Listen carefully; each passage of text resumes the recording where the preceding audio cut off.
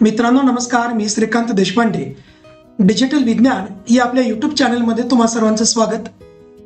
विद्यार्थी मित्रांनो, आजच्या या व्हिडिओमध्ये आपण इयत्ता 9वी साठी विज्ञान आणि तंत्रज्ञान या विषयातील जे सेतू अभ्यासक्रम तयार केलेला आहे त्यामधील कृतीपत्रिका 1, तर या कृतीपत्रिका 1 ची आपण माहिती अभ्यासणार आहोत. तर मित्रांनो, यामध्ये आपल्याला सर्वात अगोदर जी गोष्ट समजून घ्यायची आहे ती म्हणजे बल म्हणजे काय, तसेच संपर्क बल व असंपर्क बल म्हणजे काय, घर्षण बल, त्याचबरोबर संतुलित व असंतुलित बल, हे सर्व गोष्टी आपल्याला या पाठामधून या कृतीपत्रिकेमधून समजून घ्यायच्या आहेत. तर याविषयी आपल्याला इयत्ता 8वी मधील प्रकरण 3 बल व दाब या पाठाची मदत घेता येईल. तर यामध्ये क्षमता विधाने दिलेली आहेत की बलाचे परिणाम स्पष्ट करतात. त्याचबरोबर विद्यार्थी संपर्क बल व असंपर्क बल यांची दैनंदिन जीवनातील उदाहरणे स्पष्ट करतात. तसेच संतुलित बल व असंतुलित बल दैनंदिन जीवनातील उदाहरणाद्वारे स्पष्ट करतात. तर ही सर्व क्षमता विधाने आहेत. त्यानंतर लक्षात घेऊ या अंतर्गत काही गोष्टी आपल्याला समजून घ्यायच्या आहेत.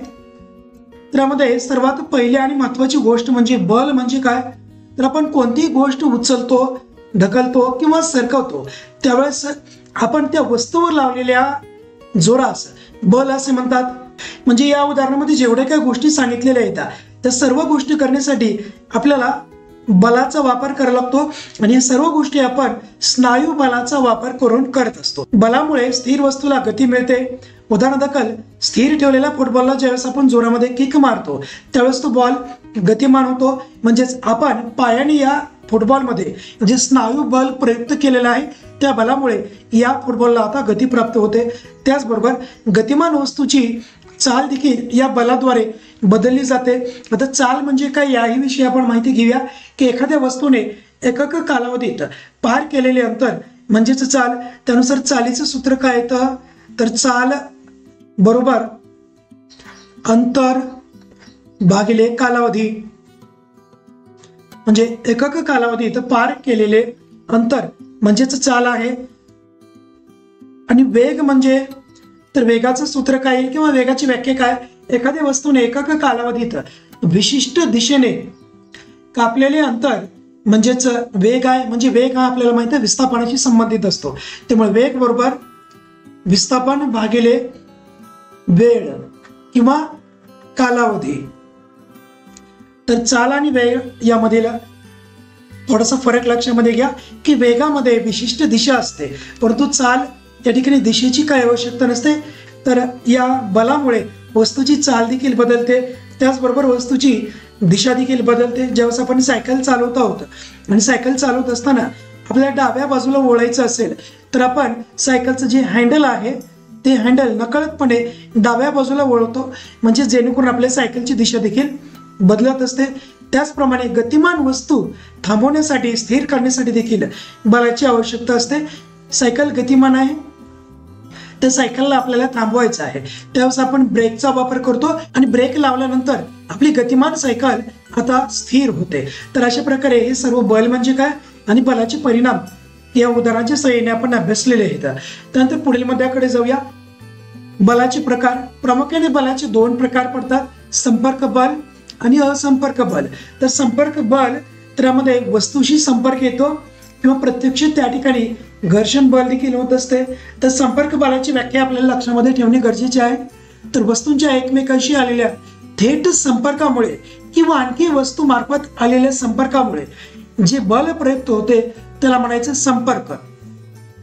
तर या बलाच्या प्रकारामध्येच संपर्क हा शब्द आहे. त्यामुळे एखाद्या वस्तूवरती जर आपण प्रत्यक्ष संपर्क करून बल प्रयुक्त करत असाल तर त्या वस्तूवरती प्रयुक्त केलेले बल हे संपर्क आहे. तर खाली उदाहरणं दिली आहेत संपर्क बलाची. ज्यावेळेस स्थिर असलेल्या गाडीला आपण धक्का देत आहोत त्यावेळेस आपण त्या गाडीवरती संपर्क बल प्रयुक्त करत आहोत. याचं कारण म्हणजे आपण त्या गाडीवरती बल प्रयुक्त करत असताना प्रत्यक्ष संपर्क केलेला आहे. त्यानंतर तटून बसलेल्या त्या कुत्र्याच्या पिलाला जर एखादा लहान मुलगा दोरीच्या मदतीने ओढत असेल तर हे देखील संपर्क बल आहे. त्यानंतर दुसरा बलाचा प्रकार आहे तो म्हणजे असंपर्क बल. तर असंपर्क बल म्हणजेच जेव्हा 2 वस्तूंमध्ये बल प्रयुक्त करत असताना कसल्याच प्रकारचा संपर्क नसतो त्याला म्हणायचं आहे असंपर्क बल म्हणजेच या ठिकाणी वस्तू प्रभाव क्षेत्रामध्ये आली की कार्यरत होते. याची उदाहरणे सांगितलेली चुंबकीय बल, गुरुत्वीय बल, स्थितिक विद्युत बल. तर चुंबकीय बलाचं चित्र या ठिकाणी दिलेलं आहे. तर चुंबकाच्या सानिध्यामध्ये किंवा चुंबकाच्या चुंबकीय क्षेत्रामध्ये जर एखादी वस्तू लोखंडी वस्तू जर आली तर त्या लोखंडी वस्तूकडे उदाहरणामध्ये टाचणी आहेत, तर ती लोखंडी वस्तू त्या चुंबकाकडे आता ओढली जात आहे. म्हणजे या ठिकाणी कसल्याच प्रकारचा संपर्क नसताना देखील या लोखंडी टाचण्या किंवा लोखंडी खिळे या चुंबकाकडे ओढले जात आहेत. त्यामुळे याला म्हणायचं आहे असंपर्क बल. त्यानंतर गुरुत्वीय बल, जर आपण एखादा चेंडू वर फेकलेला आहे तो आपोआप खाली येतो. म्हणजेच गुरुत्वीय बल त्या चेंडूला जमिनीकडे ओढतं. म्हणजे या ठिकाणी जमीन व चेंडू यामध्ये कोणत्याच प्रकारचा संपर्क नसताना देखील हा बॉल किंवा चेंडू जमिनीकडे येत आहे. पुढे उदाहरण दिलेलं आहे ते म्हणजे स्थितिक विद्युत बल. हा प्रयोग आपण बऱ्याच वेळेस केलेला असेल की हा जो कंगवा आहे आपल्या केसावर घासल्यानंतर आणि या कंगव्याकडे कागदाचे बारीक बारीक तुकडे आता आकर्षित होतात. तर याचं कारण काय की कंगव्यामध्ये स्थितिक विद्युत बल प्रयुक्त झालेला आहे. तर या प्रकारची ही 3 उदाहरणे आहेत असंपर्क बलाची. असंपर्क बलाच्या नावामध्येच एक शब्द येतो आहे तो म्हणजे असंपर्क बल. म्हणजे ज्या वस्तूवरती आपण बल प्रयुक्त करत आहोत त्या वस्तूचा आणि आपला कोणत्याच प्रकारे संपर्क येत नाही, तर अशा बलाला म्हणायचं आहे असंपर्क बल. उदाहरणार्थ लोहचुंबक आणि लोखंडी खिळे. तर यामध्ये लोहचुंबक आणि लोखंडी खिळ्याचा कसल्याच प्रकारचा संपर्क येत नाही, तर देखील लोखंडी खिळ्यावर या चुंबकामुळे बल प्रयुक्त होत आहे. नंतर जाऊया पुढे. बलाचे आणखी काही प्रकार आपल्याला या ठिकाणी दिलेले आहेत. तर 2 प्रकार म्हणजे संतुलित व असंतुलित बल. संतुलित व असंतुलित बल, तर याची व्याख्या लक्षामध्ये ठेवणे गरजेचे आहे.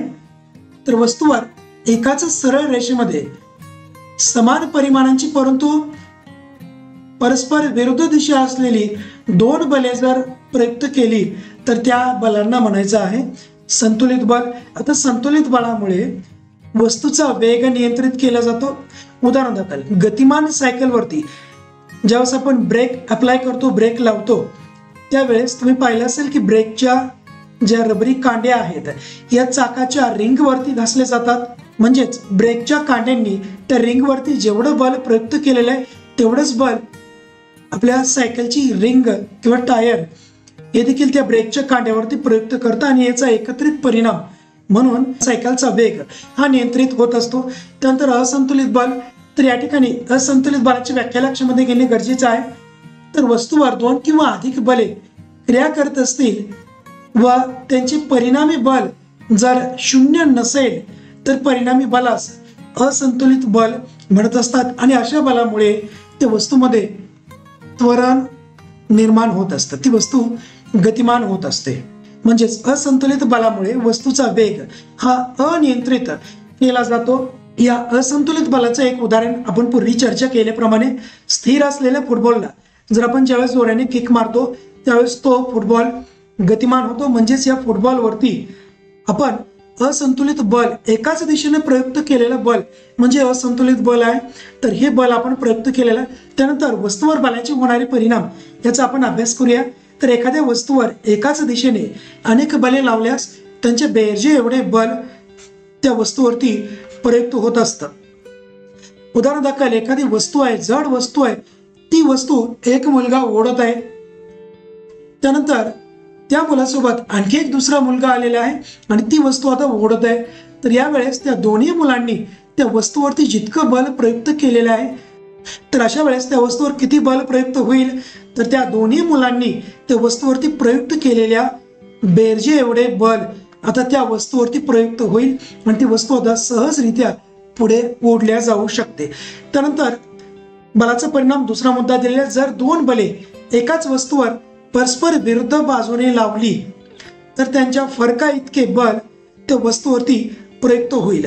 तर रस्सी खेच हा जो खेळ आहे त्यामध्ये जर समजा 2 संघ आहेत, पहिला संघ त्यानंतर दुसरा संघ, जर दोन्ही संघ समान शक्तीचे आहेत, दोन्ही संघ समान ताकदीचे आहेत तर त्या ठिकाणी कोणीही जिंकणार नाही, कारण या ठिकाणी संतुलित बले कार्य करत आहेत. परंतु जर समजा दुसऱ्या संघाची शक्ती जर वाढली तर त्या ठिकाणी दुसऱ्या संघाचा विजय होईल, कारण या ठिकाणी आता असंतुलित बल कार्य करत आहे.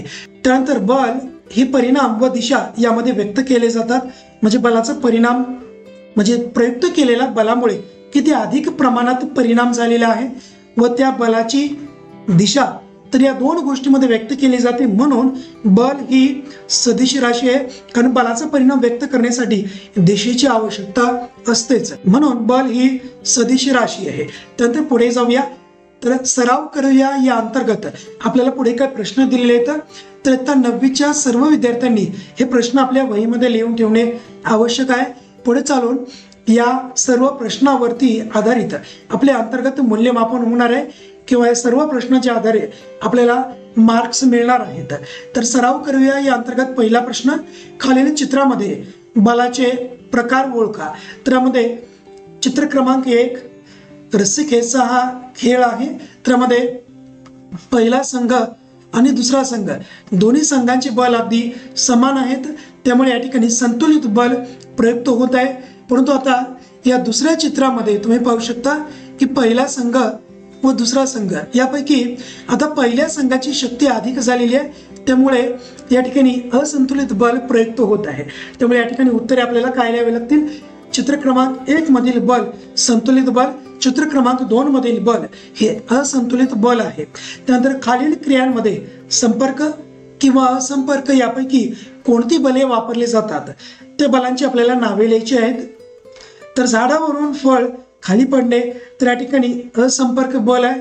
अదే पडणारं फळ खाली जमिनीवरती पडत आहे, परंतु या ठिकाणी जमीन व झाडावरील फळ यामध्ये कोणत्याच प्रकारचा संपर्क नाही, तर हे फळ केवळ या गुरुत्वीय बलामुळे जमिनीवरती पडत आहे. त्यामुळे या ठिकाणचं बल असंपर्क बल आहे.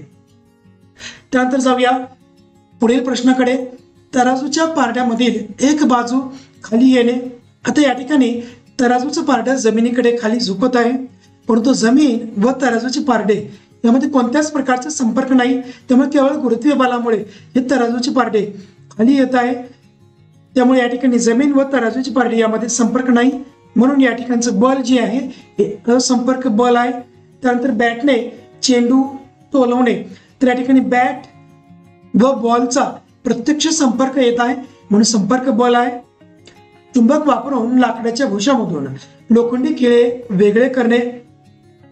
त्या ठिकाणी भुशामधील लोखंडी खिळे आणि चुंबक यामध्ये कोणताच संपर्क येत नाही, केवळ चुंबकीय प्रभावामुळे हे सर्व लोखंडी खिळे या चुंबकाकडे ओढले जातात. त्यामुळे या ठिकाणी असंपर्क बल कार्य करत आहे. त्यानंतर केसावर घासलेला फुगा भिंतीवरती चिकटतो, त्यामध्ये केस आणि फुगा यामध्ये संपर्क येत आहे, त्यामुळे हे संपर्क बल आहे. त्यानंतर पुढील प्रश्न क्रमांक 3 संपर्क बल व असंपर्क बल प्रयुक्त असण्याची आणखी काही उदाहरणांची यादी आपल्याला करायची आहे व कोणत्या प्रकारचे बल आहे ते आपल्याला लिहायचे आहे. उदाहरणार्थ संपर्क बल तर चाकूने फळ कापणे हे स्नायू बल आहे किंवा घर्षण बल आहे. दुसरं उदाहरण जमिनीवरील चेंडू उचलणे हे देखील स्नायू बल व घर्षण बल आहे आणि दोन्ही उदाहरणे संपर्क बलाची आहेत.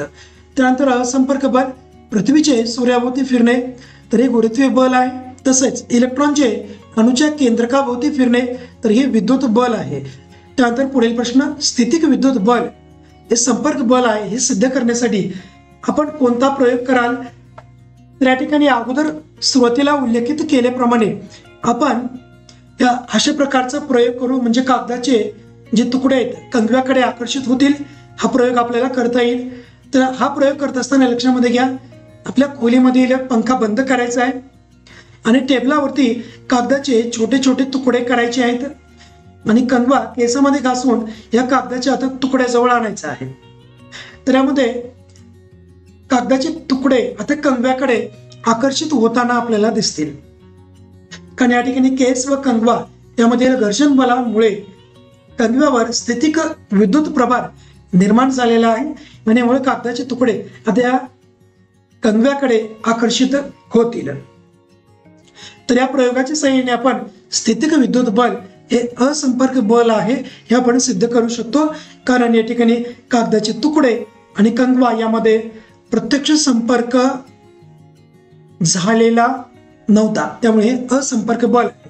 त्यानंतर प्रश्न 5वा, यामध्ये काय विचारलेलं आहे की तुमच्या आजूबाजूला गुरुत्व बलाच्या प्रभावाने ज्या घटना घडतात त्यांची नावे आपल्याला द्यायची आहेत, त्यांची उदाहरणं आपल्याला द्यायची आहेत. पहिलं उदाहरण, तर वर फेकलेला चेंडू थोड्या वेळानंतर खाली येतोच, त्याचं कारण म्हणजे पृथ्वीच्या गुरुत्व बलामुळे हा चेंडू खाली येत आहे.